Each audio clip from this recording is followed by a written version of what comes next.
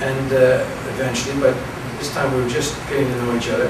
And John Borman, the director of Deliverance, called me up, and he had given me this thing. As I say, for a couple of weeks I was supposed to get back to him. And I liked John, and we'd be in the beaten way of some kind of award show in England. I met him and I knew his work. I said, I want to work with you. He said, I want to work with you. So then he came back to me a year later with Deliverance, right? So he said to me, he finally said, John, read it, and I'm going to call you tomorrow. And if you say no, I'm going to go with Marlon Brando and Gene Hackman. And I thought to myself, you can get Marlon Brando and Gene Hackman, what the hell are you talking about? So anyway, I said to my girl, I said, Marcia, would you like to, I want to read this piece, do you want to read it with me tonight? She said, I would like to do that. So I said, good. So I read it out loud to her, the whole thing, beginning to end. That was our evening. And I looked at this pretty young girl who was this, looked like, you know, some right off a farm somewhere, bright-eyed, and listening to her. Get through this scene. Next scene. Go through the sound scene. Nothing. Listening to it. Go through the other sequences. And I came to the scene where he climbs the cliff. And who knows why we do. I used to be very picky. I'm less picky now. If someone comes toward me with love, and there's something that I think is there, generally speaking, and there's a role that I can play, I'll throw in. Let's give it a try. At that time, it was very tough for me. And I was looking for that one clue whether I should do this film. And he's climbing the cliff, and he says at one point, he's going up the cliff with a bow and arrow on his back, and he's a businessman from Atlanta, and he's climbing this, making this treacherous climb in a steep cliff face. And he gets about halfway up in the middle of the night, freezing cold, and he looks out and he sees this waterfall and the moon reflected on it. And he says, Christ, what a view. In the middle of all this horror and nightmare, he says, Christ, what a view. Now, I read that thing, and I said to myself when I was reading it, I don't know too many actors who can do that, but I can do that. Interesting. How do you get away with that kind of expression of something? It just comes out. How does someone verbalize that moment and make it real? And I said, I can do it. And then we finished, in my head, something like that was the one that popped. And went through the rest of it, looked at Marcia and said, what do you think? Oh, it's great! I said, really? You weren't scared? Oh, no, it's exciting. Thank God for her. Really, literally, thank God for her. You know, there was a little message to me, do this piece. And then the next day, Borman calls me. Or I called him. He says, well, what are you going to do it or not? And there are many different versions of the story from both of us. So you never can tell. When you look back in the past, sometimes when you're an anecdotist, you know, when people say, tell that story, it becomes a story, and then you don't know what the hell happened. The story, it's absolutely true, but the essence of it was the same for both of us. And he said to me, I'll tell you my version of his version. He said, my version was because I shortened it for the British Academy Awards so I could get it in and we make a long story. I said, he said, I'm going to count to 3. If you don't say yes, by the time I count to 3, I'm going to go with Marlon Brando and Gene Hackman. 1, 2, and I said yes. That was my version. His version was, I'm going to count to 10, and I said, that's a purely arbitrary number.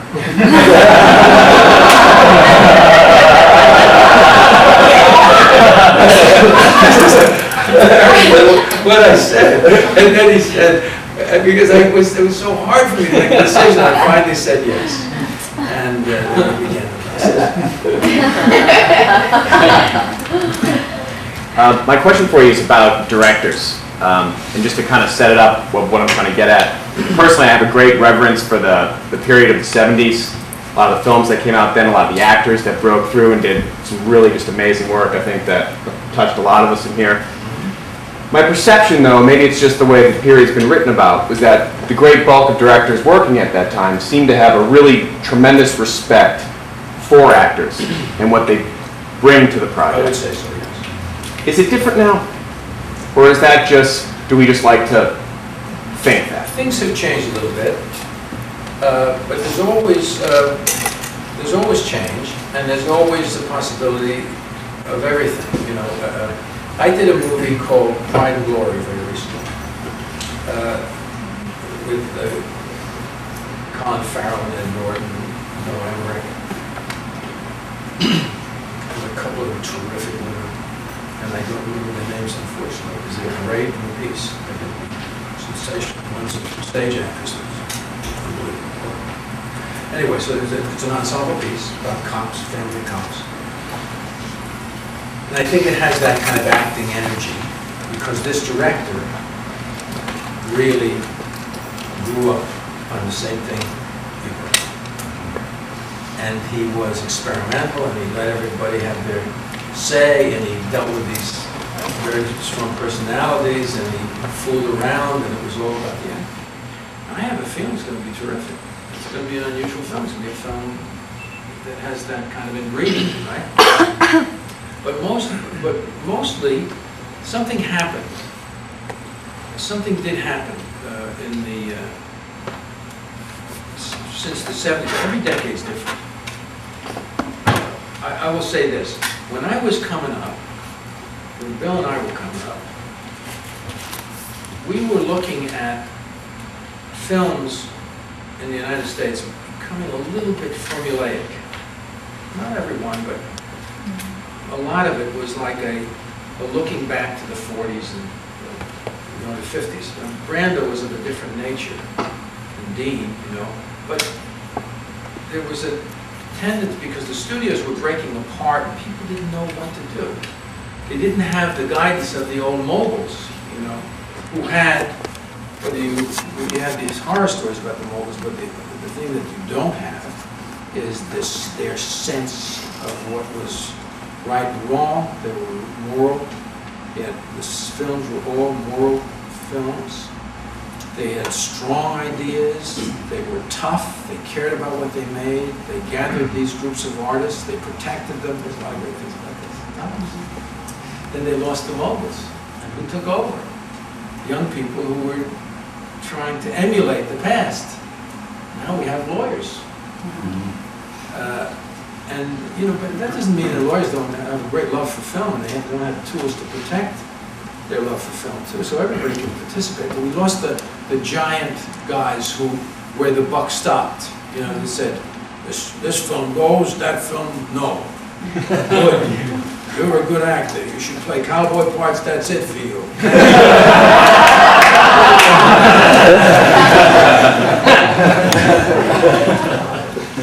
But they knew what they had, you know what I mean? We didn't want to see John Wayne doing the song and dance. We did want to see him on a horse, And they sculpted those careers. Anyway, then they lost their moorings a little bit, but they tried to, in the late 50s, they were trying to go back.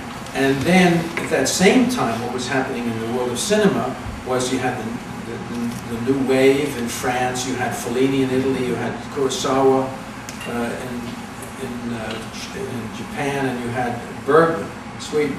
So you had these giants coming up, and we weren't keeping. We had David Lean coming up, but we didn't have, in the States, we had some good guys, but we didn't have those movements, do you know what I mean? So they were interacting now. But these were all individual personalities, the auteur, en film deux. And so it was an interesting time. So what happened is Coppola's who says that they wanted to be the unfilmed guys, right? They were wed to the past, but the greatest stuff of the past, but they wanted to make their own films. And for the actors at that time, we were looking at people who were, the symbol was they changed their name. All up to that time, you know? Brett Taylor. You know, it's like, and then we had, so, but we wanted to be who we were. We fell in love with Stanislavski with the help of the great people like the group theater guys in terms of art. Stanislavski came our way, but these individual people carved their own place and gave us a sense of idealism. Sandy Meisner, if he did anything, he gave us a sense of greatness. What greatness in art, or the preciousness of art, the struggle to be great. Great, wonderful. So we wanted to be great, to contribute art. Bitten by that thing, not you know, celebrity, you know, the artist. So you had all these guys come up together, and it was like an eruption. We all came forth in a certain batch, you know, and we just couldn't wait to get our hands on something and do it, and you know, and create what we've been given as an idea. I just have to capitalize. I'm sorry, Nick, you're next. Oh, thank you. Sorry. Dr. Don, Jeremy. I'm Jeremy, that's John. He's next. Jeremy. He's after me. Yeah. No, I just wanted to actually hear you finish that It's okay, Don, I'll get back to you. That's all right. Either way, I wanted to hear you finish the story about Sandy when he came to see you do a play in New York. Oh, good. Yeah, this is a good idea. I did this play, so I finally went through all this classwork, which Bill watched almost probably every breath of. And then I went out into the, you know, I had a dream in my thing. We worked with great people and great projects and stuff like that. And there was at the time, at that very time, a play called The Subject Was Roses, written by Frank Gilroy. And the young actor by the name of Mark Sheehan was in that play with a guy named Jack Alberts. It was a small play. And the woman was... Was it Kate Nelligan? Was it? Maybe. Who? Kate Nelligan? Kate Nelligan, maybe so. Maybe so. Anyway, so I saw this poster, and it was a theater, you know, theater marquee, which shows for all the romantic things. Name on a theater marquee, oh my gosh. And I went and saw that play, and it was great. And the director, Ulu Grossbart, had directed this piece so honestly, so beautifully, just beautifully framed piece, you know. And the acting was superb, and obviously this director knew a lot about giving focus to that process. So I thought, boy, if I could only work with the Grossman, right? And you know, a month or two after I had that thought, on my desk comes the possibility, somebody says to John, that they're doing a view from the bridge off Broadway, you want to go down and meet Ulu Grossbart? Right? So I now meet Ulu Grossbart, and this is what happened to me. In my own thing, my crazy thing, you know, go to work on a piece or something, I figured. So I started looking at this character, and I'm looking at me and this character, and I said, this guy, I did some readings, they were interested, they pulled me back. 3 times they pulled me back. And then I finally said, I said, you know, this character, this guy should be a young colt.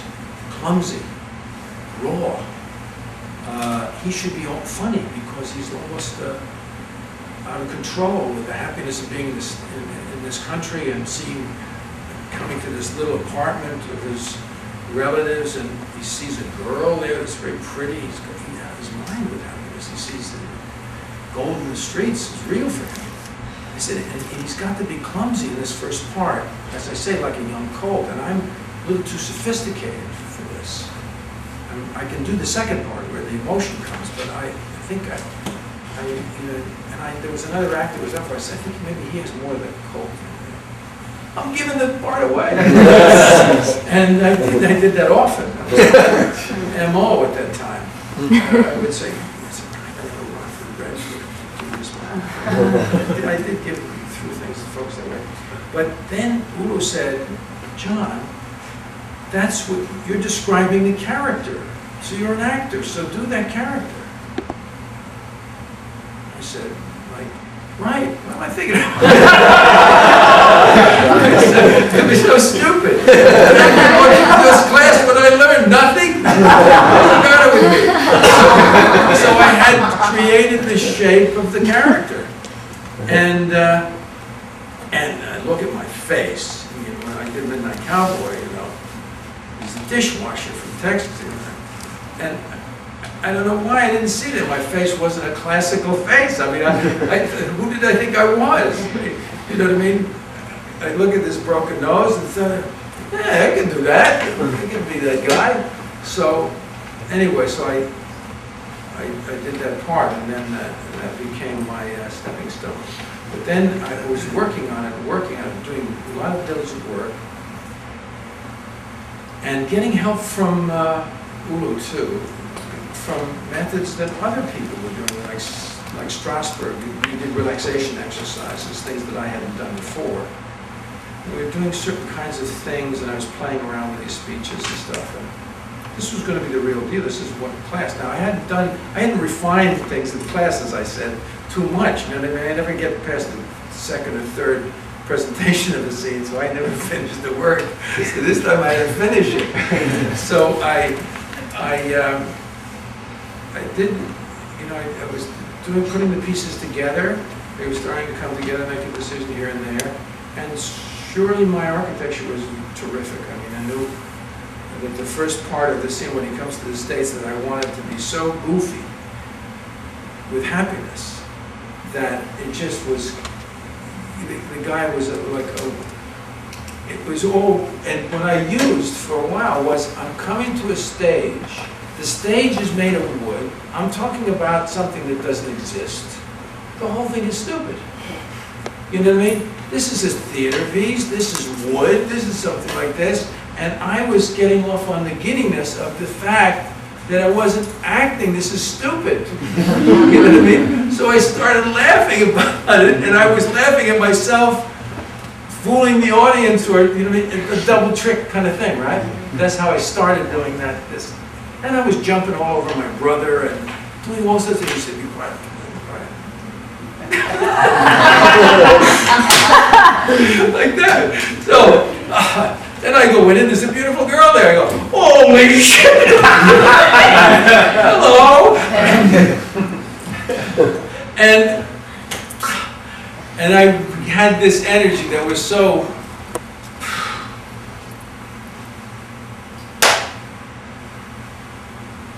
dreams come true.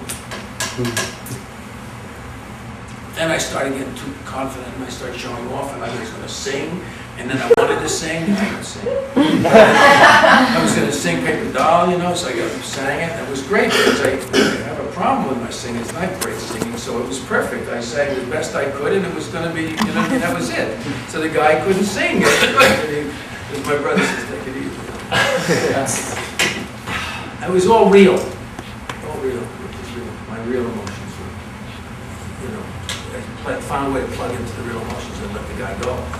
So, anyway, I had this whole stuff going on when I was doing the first rehearsals, and then the first preview, I asked Sandy to come. I was smart enough to ask him to come early, because it would have been dangerous for me to bring him too close to the performance. And he came, and wouldn't you know, I got nervous, and I pushed everything to make him show the work and all this stuff. I was impossibly dreadful.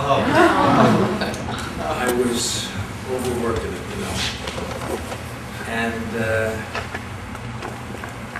I saw Sandy after, when my head was down, I felt so bad. I sensed I was tense and pushing.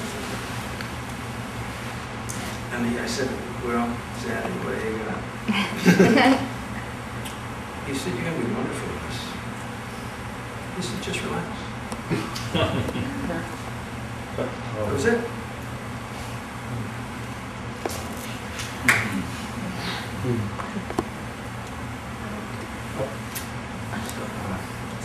Then I started from the beginning. I cleared away all the stuff. I started talking very quietly after that. I didn't go for anything. Ula came up to me and said, what's going on? What's wrong with you? I said, don't worry, I'll be there. I thought it didn't matter. He said, couldn't you get there a little earlier?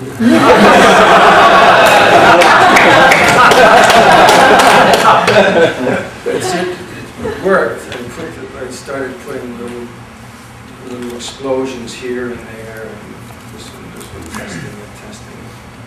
And that opening night, I just wasn't acting. I was just smooth, wonderful, just listening. I'll tell you something you don't know.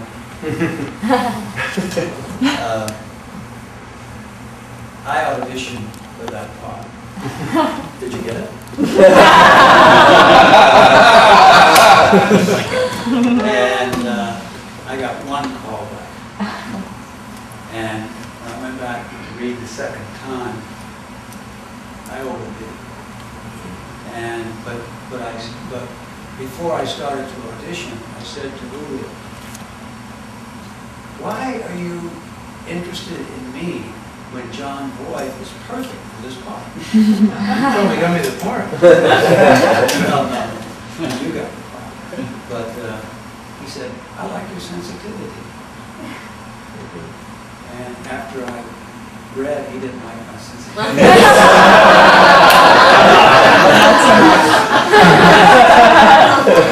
Good luck, Bill.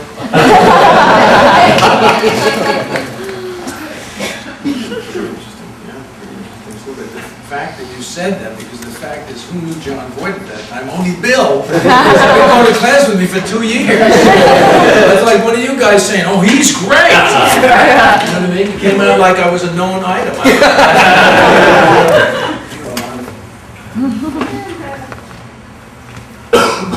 Questions?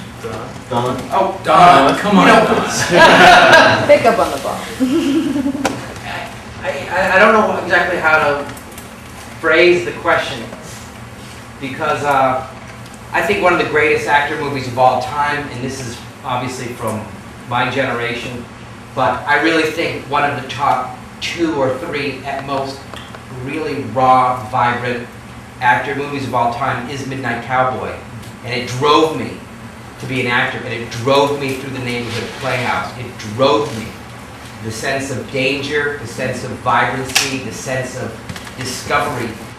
There has never been, and I don't care what anybody says about independent cinema today and the discovery process, because I've seen it all. And some of my very dearest friends are the kings of some of the independent movies in the last 15 years. And they are great actors. But there is a renaissance that occurred, which Bernard was talking about for about 5 years. And Midnight Cowboy, in my opinion, is right there at the top. And it's there for every actor now that wants to be an actor to use as the example of, I can be dangerous too. And I guess my question for you is that just our perception, or was there something? I guess it was John Schlesinger, who was a German director of all people, doing it in New York City. He was British. And I was reading something once where for him New York City was all new, so he was shooting from such a fresh point of view, and there was a fresh fly by the seat of your pants vibrancy that I've never found in another movie. And I'm wondering, do you look back on that, and was that your experience, or is that really more just our perception? No, I think you're right. I think it's a great landmark film, and I think the reason why it was so vivid, many reasons. It was a great screenplay. It was a great story. It was interpreted into a great screenplay by just the proper people. And John Schlesinger, yes, was a British fellow who grew up, was gay, who grew up with lots of sensibilities about certain things, and belongs of a certain kind. That the movie isn't a gay movie, and the decision was made early on that there could be no gay. The 2 guys are not gay. Everybody who thinks they are gay, let them be. But there was a lot of focus on that. But they came to 2 actors who they felt might bring these things, bring this piece to vivid life. They were so fortunate. The reason why that was made was because Dustin Hoffman appeared on the scene. There had never been a Dustin Hoffman before. This was a totally new item in film stardom. You know, you never could have had a Dustin Hoffman in the 30s or 40s. You know, different guy, and of course a genius actor. And he, by the way, was the assistant to the director of View from the Bridge. He came in, and what did he do? He sat like you guys watching me work, and he was reputed to be a great genius actor. And people would tell me about that, and I would think, I'm the guy who's doing the acting. He was Ulu Gorsky's best buddy and Bobby Duvall's best buddy, and he came and he was with us for that journey a little bit. He'd come in and give opinions here, and then he got the great job. Shows you what a genius he is. He got the job of preparing the female understudy. That's a genius. He was working with the girls that came in to do the part, but he wasn't there for much of the time. You know, he would come in and give us a little bit of an opinion and leave and stuff like that. But then after that moment, he did Mike Nichols' Graduate. That was a complete freak thing that happened. They would choose a Dustin Hoffman. And then the picture, which was a very unusual, very daring piece, became possible. And the director, John Schlesinger, I had seen pictures. I had gotten a little, it's a big long story, but Nothing But Destiny was attached to it. I had been given a part by Marion Doherty, who was a casting director in New York. I got this little television part. I was terrible in it. I made the mistake of the emotion, of giving too much emotion in the long shot. So when I talked about that, there's personal pain in it. I was dreadful when they finally got to the close-up. But anyway, they gave me a little billing and some money. Marion personally did that. And I went to England and I saw Laurence Olivier on stage. I saw Schofield on stage doing King Lear. And then I even had time, with just a little bit of money, today I wouldn't have made it. You know what I mean? But just the money, I took my friend, my wife, and I went there, and Lori. And then I saw also one movie, which is A Kind of Loving, by John Schlesinger. It was a film by John Schlesinger. And I wrote his name down. So I got to work with him. Because I was looking for my Bergman, my film, John Schlesinger. Then I come back, then it's announced that John Schlesinger, then I'm doing summer stock after View from the Bridge, not some repertory. And an actor, a friend of mine, gives me Midnight Cowboy and says, you should play this part.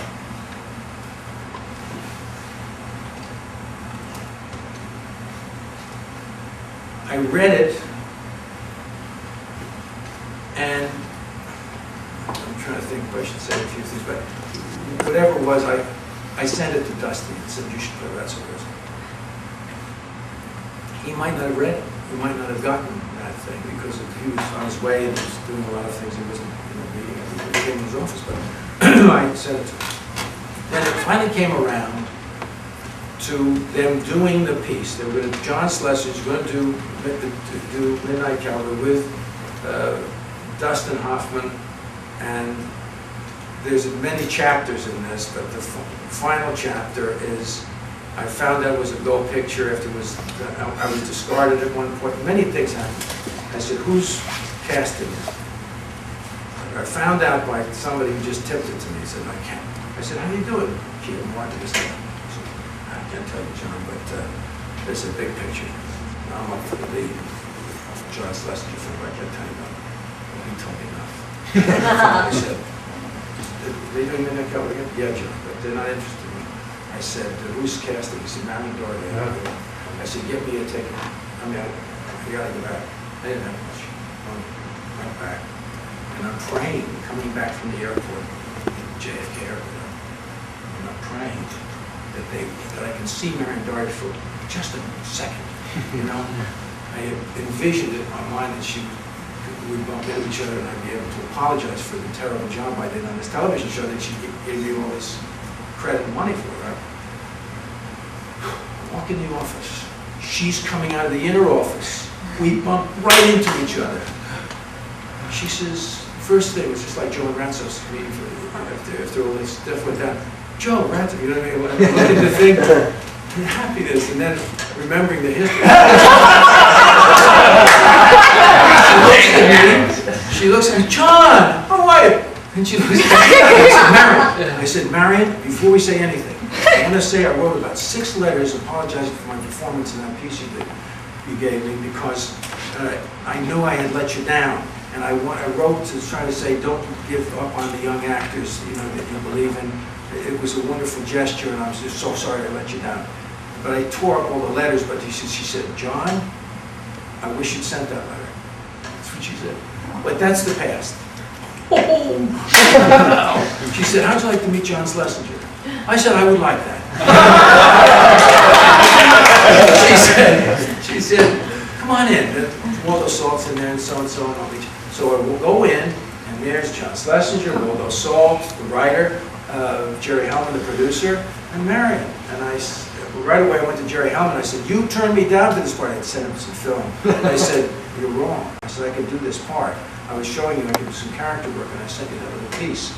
And I said, Mr. Schlesinger, and I told him the story about going to England and the piece about I kind of love it, which endeared me to him right away, of course. And then, and all of a sudden I was in the game. They said, well, John, you're a very interesting person. I think what we'll do is we'll have Waldo read with you. And then if he says that you're all right, and he thinks there might be some possibility, then we'll go ahead and put you on the list. We'll screen test it, and we'll add you to the list. I said, well, that's great. Great. I said, Waldo was the one guy I got along with in the room. I mean, I got along with John, too. I liked John immediately. He was a wonderful man. Wonderful, smart, fun, crazy man. And Waldo was funny and witty and a crazy, artistic kind of guy who I got along with immediately. You know, sometimes you hit it off with somebody, but I knew I got Waldo in my pocket in a sense. I was a like-minded person. So I went and we read the play a little bit, and I started, and the thing is we laughed at the same things. As I was reading and I was saying this or that, we were laughing at the same things. The possibilities of this, possibilities of that. And he said, yeah, well, you do it, and we get the screen test. Great. So I got the screen test, and Dustin was there, off camera for me, as he was with the other 3 fellas. And we did the stuff, and then it came down between myself and Michael Sarrazin. And eventually Michael Sarrazin got it. And when he got it, I felt like my stomach was being ripped apart. Because I felt, and I was used to giving roles away, but I felt that this role I understood. And if I could do this one, I would help the film. Because I knew it was a dangerous film. You could really make it vulgar. It could be easily, completely nonsensical. You have to have something powerful there. And I knew the way in, you know. As I thought I did. Of course, actors always think they can do it. Sometimes you're wrong. But in this case, I really felt it in my, really literally in my gut. And I walked around for a couple of weeks trying to rid myself of the feeling and get going. And I couldn't get it out of my... And then I get a call and say, John, my agent said, I just want to say, hold on, they may be coming back to you from Midnight Cowboy. Oh, please. Thank you. And then I started to relax a little bit, but there was hope again. And then they looked at the screenplays over, and what happened was that Michael Sarrazin had been signed to Universal, and the people, whoever was in charge of his career at Universal, lost him that role because they said, well, you're going to have to, of course, pay this much, not to what we agreed to, and you're going to have to wait for one other film before you can have him because he's just done a picture with George Scott. He's going to do this other film, but you can have him in January or something like that. And Jerry Hellman, who was very tough, high principled, but kind of a,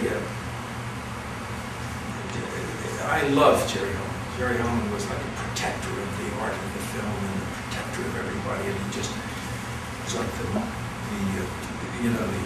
uncle of the picture. And he just didn't want to, he was insulted. And he felt the film, his child, the film was insulted by this behavior. And he said to John Schlesinger, he said, "Can I call him? Can I make the call?" And John said, "Okay, go ahead." "You fuckers." Let him have it, right? But he still was possibly in the running. And they went back and looked at our screen tests. And apparently, then it becomes apocryphal. This is one of those things where everybody has a story about it, right?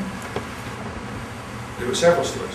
One of the stories was that they looked at my screen test and Michael's screen test side by side, over and over again, watching a little theater loop. And Marion Doherty was there, and she said, "Well, there's no doubt he's the best actor." And John says, "Who?" And then she says, "Jon Voight." And that's one story. Right? Marion never, and she's putting her career on the line by going after me again. Can you imagine? After I've already failed her, she's willing to go it again. Bless her. And then there's another thing. Dustin was asked to come in and see the test, so he came in and saw the test. And apparently, and I didn't even notice it, recently there's an article written in Vanity Fair. The story was told. And he said, "Well, what do you think?" And he said, "Well, when I watch Michael Sarrazin and I'm watching me. When I watch Jon Voight and I'm watching John." Wow. That was so nice. I mean, and I feel for Michael in that situation. By the way, I feel he's a wonderful talented actor.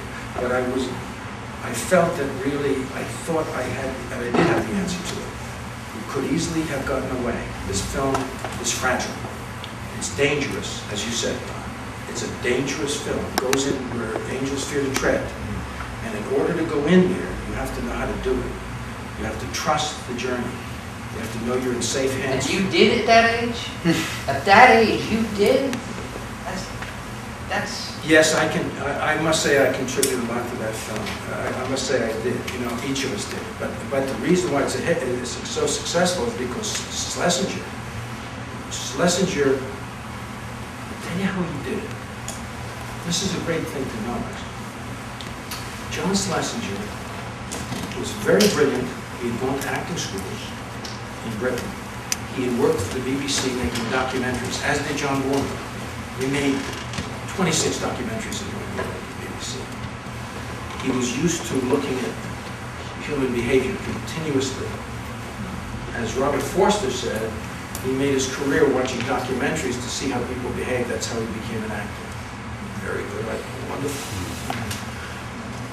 So we had this guy, and he would come to this work, and he would, whatever he did, he was very insecure. The insecurity keeps coming back as a theme here. He was very insecure about it. He was working in America. He wasn't happy with the American crews. He was a gay fellow who felt that people were looking at him funny. He was a person who was used to working with Brits who have a certain kind of thing to get tea at 2 o'clock in the morning. And he's working with this in this arena. He felt out of water. It was helpful. He stayed in he was in this place that was tremendously creative. And for me, miraculously, he talked in terms of objectives. Maybe that's the only thing he ever learned as an actor. Who knows who taught him? But everything was in terms of doing what I wanted in the scene. He was able to talk to me like Bill and I. And every time he came to the set, it was like he was going to have a baby. That's the way it affected me. That he had to give birth. So he had to go through all the birth pains every day until it was right. Well, we can put the camera, I don't know. So here we missed this, and so how do we know? And being smart aleck that I was, arrogant, I'd say, well, you put it over here, then you can get this, you move it this way. I was a young kid, the first film, I was telling everybody to put the camera. But I never listened to one thing I said. He had to do it his way. He had to. And I remember, and I'll tell you one other thing, and then that's it, because everybody's got to get home. But there was a scene in the movie where I had to come in after having a success. I had my first score with a woman. And Joe finally got his, got paid. And he was feeling all the blush of this success, the first success he had probably in his life, in a way. And he was coming back to this little ex-flat with Dustin. And he comes in the door, and Dustin is sick. And the scene was very well written, I thought. We rehearsed it, just said the words and stuff like that. And Jon says, as he did almost every day, it's not working. I felt a little insulted. I thought I was doing my usual brilliant stuff. I was very comfortable in the character and everything. And you can't. We tried that. Well, let's try this. Let's try this. Very inventive. Something's missing. Something's wrong here. I'm not getting it. It's not right. You can't remember what I can't. You can see the scene. Let's go.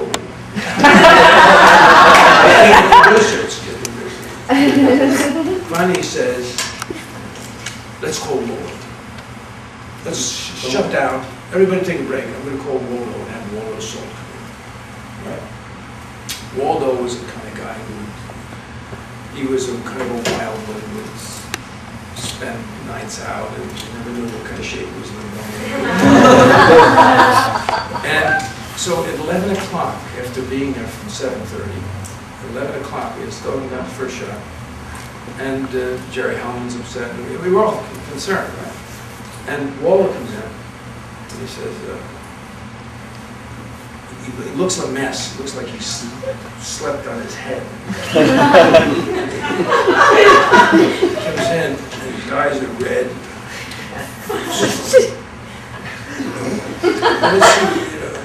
Okay, Jon, let's see what we got. Let's read the scene. And Waldo says, well, Joe's selfish. He wants to. He wants to. He's just had the success. I said, hold it. I got it. That's it. Let's do it again. And I said, I'm going to change these lines. I'll just say this. I say, I got some stuff for you in there too, right? So it's mentholatum, all that shit. I said, yes, stuff. But suddenly realized what the objective was Joe was going to relieve Renzo. That was the event. I'm going to be as nice as I can and find a way to get the hell out of this situation because I can make it now.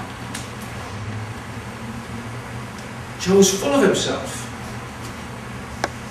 He did the thing. Yeah, that's like that. John says, yes, okay, that's it. That's very good, very good. Okay, let's do it. Now we'll do this and then shoot the scene. To me, it's the best scene I ever shot. Somebody said, what's the best movie scene from any movie? And I said, Midnight Cowboy, the scene where Joe announces that he's sick and can't walk. That's the best scene. Because everything turns on that scene. It's the most completely, it's so beautiful. It's such a beautiful scene. You see this empty-headed, success and a certain kind of something and callous. Joe, I can't, I'm sick. You're not feeling good? I'll get you some soup. Get you some soup there. You want some soup? Here. Look. Okay, good. And then I go to Renzo. And all the time, my objective, my subtext is working, of course, and making me completely free in the scene. And then I get to Joe, and he tries to, rats out, he's trying to, and he's shaking, and he can't eat it. And I said, it's too hot, too much, it's hot, you know. I got to tell you something, Joe. I got to tell you something. What is, man? Don't worry about it. Just take a little soup. And he says, I can't walk. I can't walk. What do you mean you can't walk, man? That's, Jury, just lie down a little bit. You just, I need it. I'll get a doctor. No doctors, no cops. I don't want no doctors, no cops. You're so dumb. You're so dumb. You gotta have a doctor, man. You got. Shit, just when things were going good, you gotta post out like this. It's the whole thing. And all because John Schlesinger couldn't go on unless it was right. All because of John Schlesinger's intuition, which is what he said every day. So I give credit to John to keep the focus where it should have been all the time. He never got out of the pocket, if you want to use that kind of thing. He never got off track. Kept us all there. It wasn't right. Rearrange the cards and keep going. So, and then of course, I went to a tribute to Waldo Salt years later, and he was asked by a group of people in his film forum what happened in that scene. That people get, because we talked about it, different people had their different ideas about it, and he said it was a tribute. He said you came in and saved the day and you did the song something. He says, what's your recollection? He says, no. He says, I just came in and he said, the actor saw me. The actor saw me. He didn't realize that it was his interpretation that really spurred the result, you see, and it was Schlesinger. So that's why, so when you say it's a great film, I say, Don, you're right. It's a great film. And it's great because all of the people who were working were the right people for that particular piece. It was an extraordinary piece. It could either be a piece of extraordinary depth or it could be a complete nonsense. And because of all the people working together and the different moments, little blessings, like those were like blessings. I look at them as blessings to keep us on track. Because of all that work, and the editing that was done, and the so-and-so, and John staying at it continuously. And if you read anything about John Schlesinger about the film, he said he had the worst time making that film he ever had. He says that. And for me, I'm saying it's because he never left home base. He was right there all the way. And it was tough for him. He was right in the heat of it all the time. He was in that discomfort zone that makes great work. Were you surprised you got an X rating? Well, you know, no, I wasn't surprised I got an X rating because of the stuff that was in the film.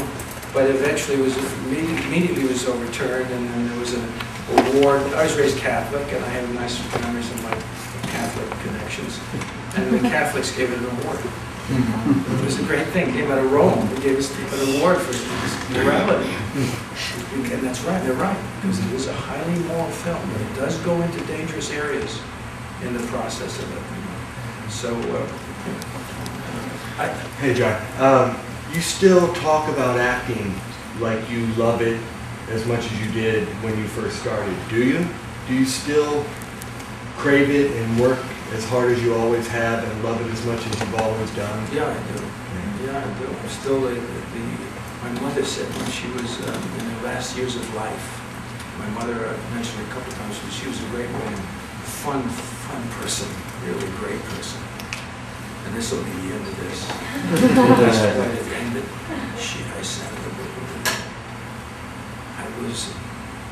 I wanted to give her approval to leave. She'd been going through cancer for a long time. And several people, she was hanging around for several other people in the family. And I wanted to give her permission to go. So I wanted to find a moment I could talk to her seriously about that. And she was at home, I was at home with her, and it was 3 o'clock in the morning, she was in this hospital bed, and she was in great discomfort, and so she couldn't sleep. It was 3 o'clock in the morning, I went in there and said, she wasn't, she was up. we had this talk. It was a great talk. She said a couple of things. One, as I talked to her about that, I said, "What's keeping you here?" I became your father. I said, "So what's keeping you here?" I said, "You buried your family, your brothers and sisters. Your sons are doing as well as they can do. You can't do anything about it. They're all successful. They're on their way. There's nothing more you can do for them. What's keeping you? Your boyfriend's up there waiting for you." She said, "John, like a confession to me. I love life. I love it." She says, if just to wake up, it's the greatest thing. Another day." And that's the way she lived her life. That's what the greatness of her. She didn't sleep much. But she used to get up, she used to come up and knock on my room. She used to say, "Get up. It's the best part of the day." I said, "There's no sun." I needed to sleep. I was like, "Come on, give me a break." That's the way she was, So, I don't know what I was getting to other than that. That's a pretty good one to end it. I mean, I still feel the same. She said, "John, I'm no different than I was when I was 17. He said, "This body, that's not me." She said, "In my head, I'm 17 years old." I said, "I believe it." Because she was like a 17-year-old girl. She had the same appetite for things, never changed. She never was, hampered by all the bumps and stuff that she went through. Nothing, but still feisty, full of fun, loved life. Well, that's a very high standard. When you see somebody like that, that's amazing. But I feel it's me too. I like it right to the end, and there's so many great possibilities for stories, and every decade, every part of every page of history requires answers to the dilemmas we face, and the artists have to step up, and that's why artists are of their time, because they have to be responsible to be of their time. When we say, "What's a good story?" I say, "What's a good story for what's going on now? What do we need?" And then you look at a story and say, "Well, that story's a good story. Let's give them that one." That's what I look at. And I always look at it like that. What are the stories we need to give them? What's it about? What can we make it about? Yeah, I'm still full of energy, and I'm still capable of making disastrous mistakes and learning, and stuff like that. But I have a little bit of a road that I've traveled, and I know more than most, so I have to take responsibility for that too. Anyway.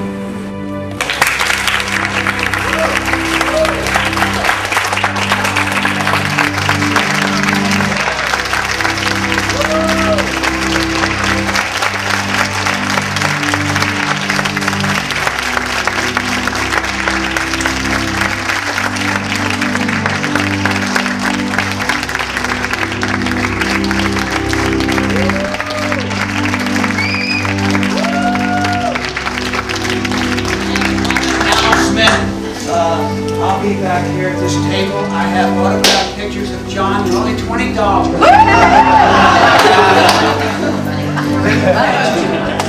Thank you.